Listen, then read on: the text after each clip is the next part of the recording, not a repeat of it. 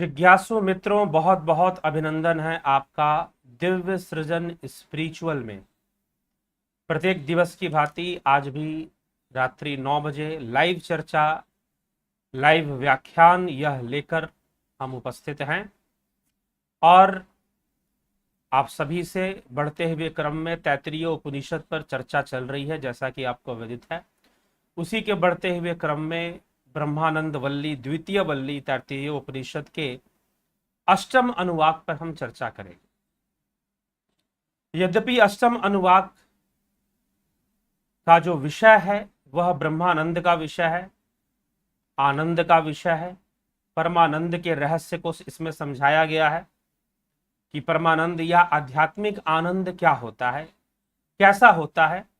आध्यात्मिक आनंद की तुलना सांसारिक और दिव्य आनंदों से भी किया गया है, तो क्या अंतर है इस सब पर हम आएंगे। लेकिन जो इसका प्रथम विषय है वह है भय। यह भय क्या है? भय ही है जो मनुष्य से कर्म करवा रहा है। भय ही है जिसके कारण से सूर्योदय और सूर्यास्त होते हैं।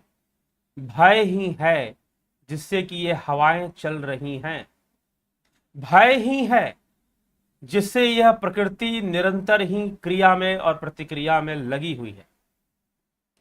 भय के कारण ही कोई जन्म ले रहा है और कोई मृत्यु को प्राप्त हो रहा है। भय ही है जो आवागमन का कारण है।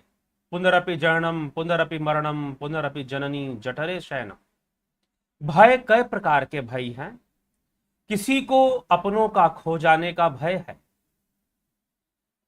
किसी को कुछ ना प्राप्त होने का भय है, किसी को खो जाने का भय, किसी को लक्ष्य ना मिलने का भय, किसी को मान सम्मान खोने का भय, किसी को प्रतिष्ठा खोने का भय।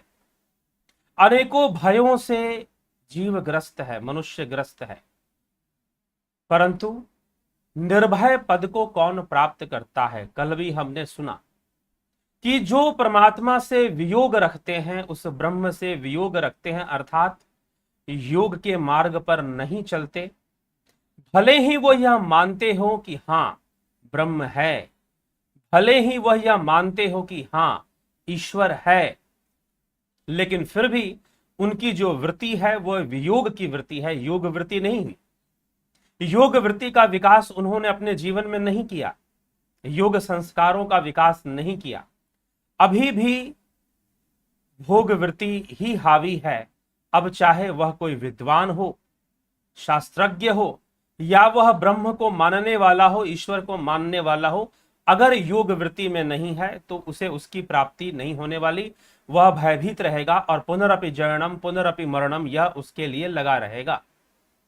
यह कल के व्याख्यान में हम इन बातों को सुन चुके हैं। उसी का आधार लेकर कहा जा रहा है कि भय है, सबसे बड़ा भय किसका है? तो ब्रह्म का भय है। ब्रह्म के भय से ही यह प्रकृति क्रियाशील होती है। किस प्रकार से?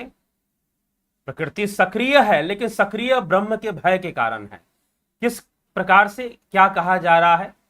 तो ब्रह्मानंद वल्ली तैत्तिरीय उपनिषद के अष्टम अनुवाक के प्रथम श्लोक में कहते हैं, भीष्माश्माद्वातः पवते भिषोदेति सूर्यः भीष्मा आद अग्निश्च इंद्रश्च मृत्युर्धावती पंचम इति।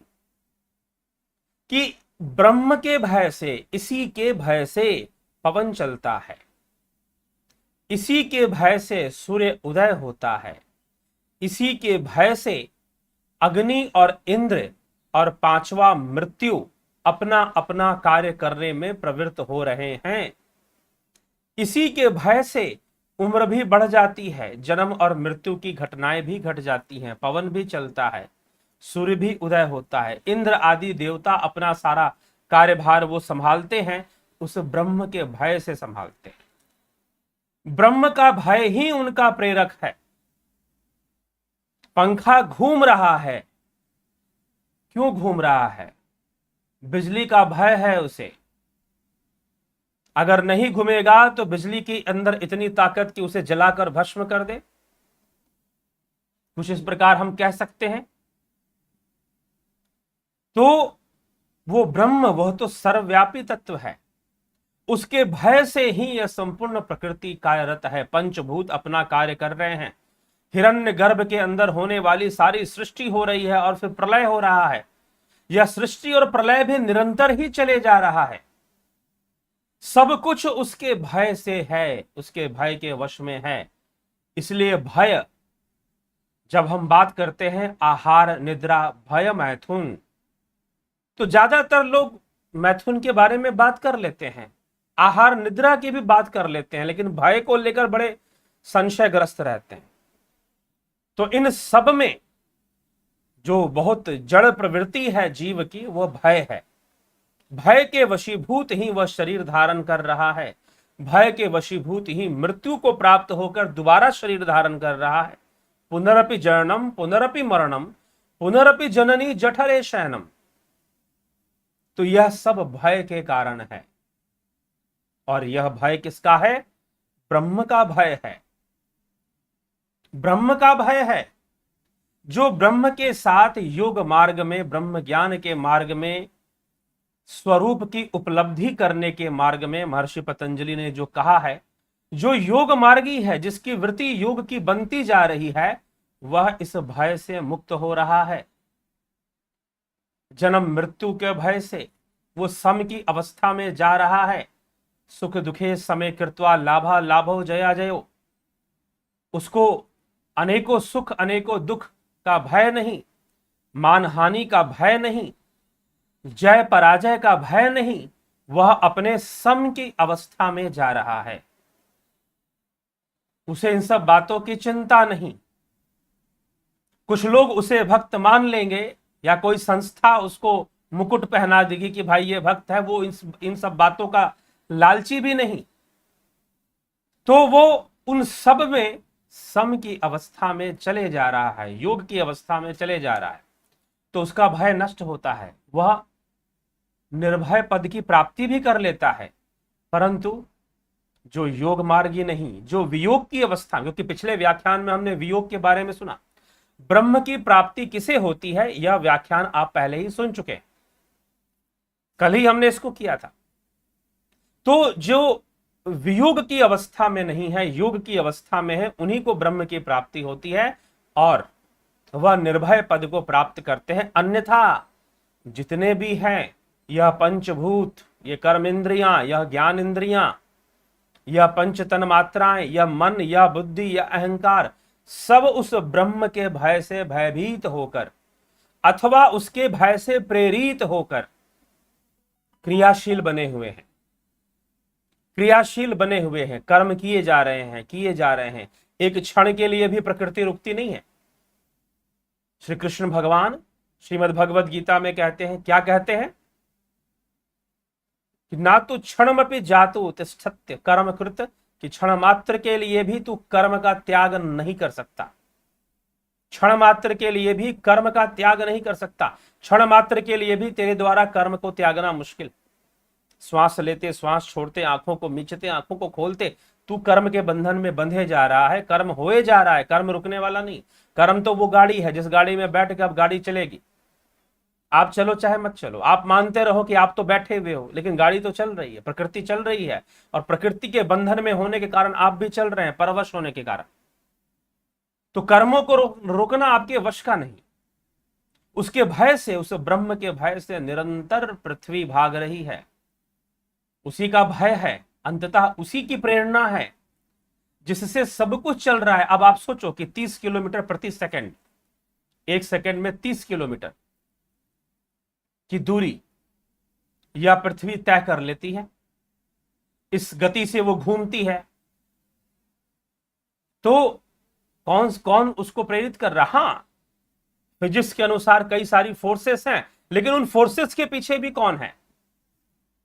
तो ये पृथ्वी के लिए हम कह रहे हैं, अर्थ के लिए कह रहे हैं। लेकिन प्रकृति, जब हम कहते हैं प्रकृति, तो प्रकृति के अंदर तो संपूर्ण ब्रह्मांड ही आ जाता है। बाहर में संपूर्ण ब्रह्मांड आ जाता है और भीतर में आपका मन बुद्धि चित्त अहंकार सब आ जाता है। ये सब के सब उस ब्रह्म से प्रेरित हैं, सबके सब अंततः उस ब्रह्म के कारण ही टिके हुए हैं। और उसी से भयभीत होकर यह निरंतर क्रियाशील हैं, निरंतर ही कर्मपरायण बने हुए हैं, और ये चलता ही रहेगा, रुकने वाला नहीं है, क्योंकि उसका भय है। तो यहां पर इस श्लोक में इसी विषय को स्पष्ट किया जा रहा है कि अस्मात् भीषा वातः एवते भीषा सूर्यः उदेति अस्मात् भीषा अग्नि च इंद्र च पंचम मृत्यु धावती इति, कि इसी के भय से, उस परब्रह्म के ही भय से, जो ब्रह्म को जानने की बात है, तो उसके भय से आप बंधे हुए हैं। लेकिन वही इस भय का नाश शुरू होगा जब आप योग मार्गी बनेंगे। योग मार्ग पर जब आप कदम आगे बढ़ाएंगे, योग मार्ग पर जब आप चलते रहेंगे, तो यह भय धीरे धीरे खत्म होना शुरू हो जाएगा। सम की अवस्था की ओर हम चलना शुरू कर देंगे। बहुत प्रकार के भय हो सकते हैं, लेकिन योगी को किसी प्रकार का भय नहीं होता। कौन सा भय नहीं होता? किसी प्रकार का भय नहीं होता। आगे के श्लोक में थोड़ा और बताया गया है। कहते हैं कि आनंद संबंधी विचार आरंभ होता है, जो अब आनंद संबंधी यद्यपि विचार वो कर रहे हैं, बता रहे हैं, लेकिन अंत में इसमें भी, इस पूरी व्याख्यान में आनंद का विषय है, तो कहा जाता है कि उसे किसी प्रकार का भय नहीं होता। कौन कौन से भय नहीं होते? एक तो आनंद की तुलना सांसारिक आनंद, देवताओं का आनंद, ब्रह्मा का आनंद, प्रजापति का आनंद, इन सब की तुलना इसमें की गई है इस अध्याय के। तो आनंद का एक विषय है जो कि हम कल जिस पर चर्चा लेकर आएंगे। परंतु इसी चर्चा में अंत में एक और बात भय से संबंधित, क्योंकि इस अध्याय का प्रारंभ भय से हो रहा है, तो अंत में भी भय की चर्चा है। ठीक है, तो अंत में बताया गया है कि उस ब्रह्मानंद को जानने वाले, उनको किसी प्रकार का भय नहीं होता। यहां पर श्लोक के अंदर में आपको नवम अनुवाक में आ जाएगा वो श्लोक, जहां हालांकि दोबारा हम रिपीट करेंगे, लेकिन आज भय का विषय है तो इसको हम ले रहे हैं। ये नवम अनुवाक का है। अभी तो हम अष्टंग के प्रथम अनुवाक पर हैं, प्रथम श्लोक पर है। तो नवम अनुवाक के आखिरी में कहा जा रहा है, एतम वावना तप्ति किम हम साधु ना करवम किम हम पाप कर्वमीति सय एवं विद्वानेते आत्मनम स्पृणते। हा वाह, यह प्रसिद्धि ही है कि उस महापुरुष के जिसने ब्रह्मानंद को प्राप्त किया है, श्रेष्ठ कर्म नहीं किया, क्यों? वो इस बात की चिंता नहीं करता। यह प्रसिद्धि है कि उसको, ब्रह्मानंद को प्राप्त करने वाले को यह बातें चिंतित नहीं करती कि मैंने यह कर्म क्यों नहीं किया, मुझसे यह पाप क्यों हो गया, मुझसे यह पुण्य क्यों नहीं हुआ, मेरा अपमान क्यों हो गया, मेरा मान क्यों नहीं हुआ, मुझे सुख की प्राप्ति हुई या मुझे दुख की प्राप्ति हुई, मुझे प्रशंसा मिली या मुझे अपयश मिला। यहां तक कि कहा जा रहा है, साफ साफ लिखा जा रहा है, पाप मकर्वमीति, पाप मकर्वमीति, अर्थात मैंने पाप किया कि पुण्य किया, इन अवस्थाओं से वह ऊपर उठ जाता है। इसीलिए पाप से मिलने वाला फल उसे दुखी नहीं करता और पुण्य से मिलने वाला फल उसे सुखी नहीं करता। ये सबसे बड़ी बात है। तो वो पाप पुण्य, यही बात गीता कैसे समझेंगे, कृष्ण किस अवस्था में अपनी बातों को कह रहे हैं, वो समझना पड़ेगा। तो ना वहां पाप और ना वहां पुण्य, यह दोनों ही नहीं रह जाता वहां पर। तो उसे पाप का भय नहीं, पुण्य की प्रसन्नता नहीं, इन दोनों के प्रति आसक्त नहीं होता। वैसा पुरुष इन दोनों के प्रति आसक्त नहीं होता और करने योग्य जो कर्तव्य है, जो जरूरी कर्म है, वो करता है, वो करता है। फिर वहां पर निष्काम कर्म ही महत्व रखता है, वहां पर पाप और पुण्य महत्व नहीं रखता। फिर कि ये पाप है और ये पुण्य है, इस बंधन को खत्म कर दिया जाता है। तो प्रश्न उठता है कि क्या आम मनुष्य को नहीं रखना चाहिए ध्यान? रखना चाहिए जी, पाप से बचो, पुण्य करो। कृष्ण जिस अवस्था में कह रहे हैं, तो श्री कृष्ण भगवान के लिए ना कोई कर्म पाप है और ना ही कोई कर्म पुण्य है। उस समय जो धर्म युक्त है, उसी की प्रेरणा वो अर्जुन को दिए जा रहे हैं। तो उस संदर्भ को इस श्लोक से समझा जा सकता है, जो भय के ऊपर। तो ऐसी अवस्था को योगी योगी प्राप्त करता है। एक बात ध्यान रखिएगा, इसीलिए गीता के प्रारंभिक अध्यायों में योग साधना का बहुत महत्व बताया गया है। छठे अध्याय में ध्यान योग के बारे में विशेष चर्चा की गई है, अभ्यास योग और ध्यान योग के बारे में। तो यह एक अवस्था है, ना कि जबरदस्ती कोई लाने वाली चीज है। नहीं तो लोग अपने स्वार्थ के अनुसार अपने ऊपर नियम लागू करते हैं। जब मर्जी किया कोई गीता का श्लोक बोलकर अपने ऊपर बोल दिया, अरे ऐसे कहा गया वैसा। अरे भाई, कई बातें उस योग की सिद्धा अवस्था से कृष्ण भगवान ने कही हैं,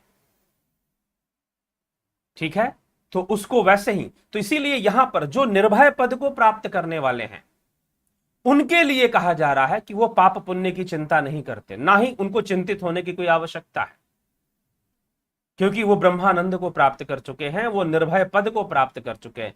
अन्यथा जिसकी वृत्ति योग में नहीं है, जो वियोग में है, वो निश्चय ही उसे तो जन्म लेना, वो तो भयभीत ही रहेगा, भय की अवस्था में उसका बना रहेगा, और पुनरअपि जननम पुनरअपि मरणम लगा ही रहेगा। मृत्यु लोक में आना जाना उसका बना ही रहेगा, वो खत्म होने वाला नहीं है। इसलिए जिज्ञासुओं, यह थोड़ा सा गुड़ विषय है भय के ऊपर, भय वृत्ति के ऊपर। यह भय उस ब्रह्म का ही भय है। सारे देवता लगे हुए हैं अपने काम में, पंचभूत अपने काम में लगे हुए हैं, प्रकृति अपना काम करती रही। आपको जो करना है करो, आपको राजनीति करना है करो, आपको जो करना है करो आप, लेकिन वह अपना खेल करती रहेगी, अपनी खेल को वो चलाती रहेगी, ठीक है। हम उससे निकलना चाहते हैं, सुख दुख पुनरअपि जननम पुनरअपि मरणम पुनरअपि जननी जठरे शयनम।